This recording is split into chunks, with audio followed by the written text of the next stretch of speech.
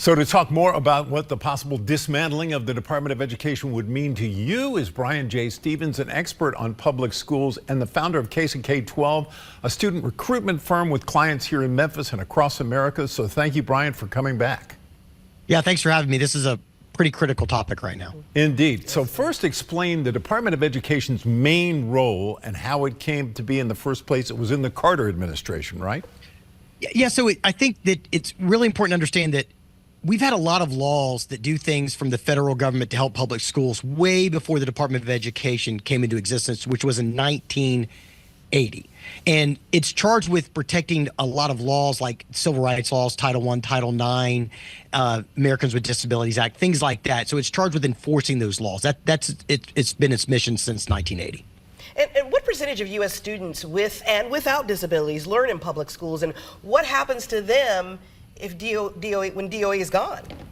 Well, and I think that, fundamentally, those laws are not being discussed about getting rid of those laws at all. And I think we've got to kind of separate that out. You have a department with oversight over those laws. So first, Congress has to pass it to get rid of the department, but then you also have to discuss who then enforces those laws. And so simply saying we're going to make the states do it doesn't account for the laws. No one's talking about trying to get rid of Title I. No one's trying to get rid of civil rights. And I don't see there's any chance of Congress passing that. But the question is who enforces Title I? Who helps with Pell Grants and loans? Somebody's going to have to do that. And I think that those questions need to be answered before we start to dismantle the Department of Education, if that it could even happen, really. Okay. Well, the Republicans are going to have some help from Democrats in the Senate if they want to remove the Department of Education. They have to hit that 60 vote minimum threshold in order to eliminate it. And in the House, some Democrats are going to have to vote for this. So the Trump administration already has slashed the DOE staff by about 1,300 employees. How will President Trump's executive order affect the department now, and what about the legal challenges to his order? Doesn't the Congress have to play a role in all this? Well, yeah, I mean, Congress has got to approve it, and that's where I think that the likelihood of this occurring is pretty remote. You've got to get 2 U.S. senators that are Democrats to vote just to get a majority right now. Okay, so that's even without the filibuster, and that's probably a bridge too far, according to most experts, and I agree with that. But let's assume for a second it does happen.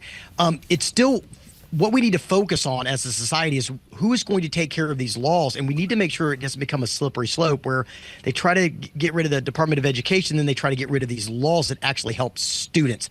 Haven't heard any discussion about the laws, and that's what I'm worried about. That's where I'm pretty fixated, is who's going to enforce these laws and who's going to provide, funding for disabled students. That the funding's still coming from Congress, but we don't know who the oversight body is going to be. I know I'm getting a little lawyerly on you right now, but that's my concern, is who's going to enforce the rules. Right. Do you think states are ready to take on these responsibilities, and how soon would they have to do that? Well, no. I mean, that's the whole point, is like the federal government and its oversight for civil rights is there to make sure that everybody kind of plays on the same rules. But regarding the quality of education, I think there's some real merit in states and local governments being in charge of their communities. And I think that's really important. And I think we've got to understand that funding for public education is a majority county governments or local governments. Right.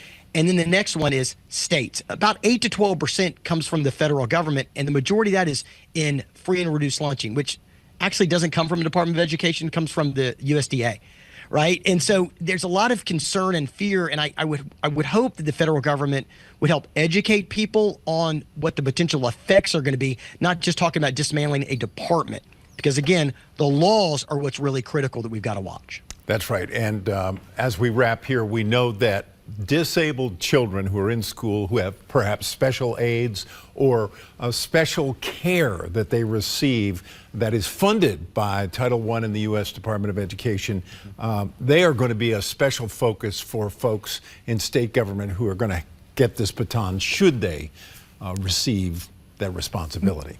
Well, yeah, but once again, the Congress and the U.S. Senate is not talking about actually getting rid of that law. We just have to figure out who then, if not the Department of Education, who then is going to administer that and make sure that funding actually gets down to the students that it's charged with taking care of. And I get concerned about a bottleneck or a lag in time because they're not organized and, like we say in the Army, squared away before they just start to dismantle things. So we need to make sure who's in charge of Title I before we just start unwrapping things. And I think that's what's most critical right now. All right, Brian, Jay Stevens, thank you.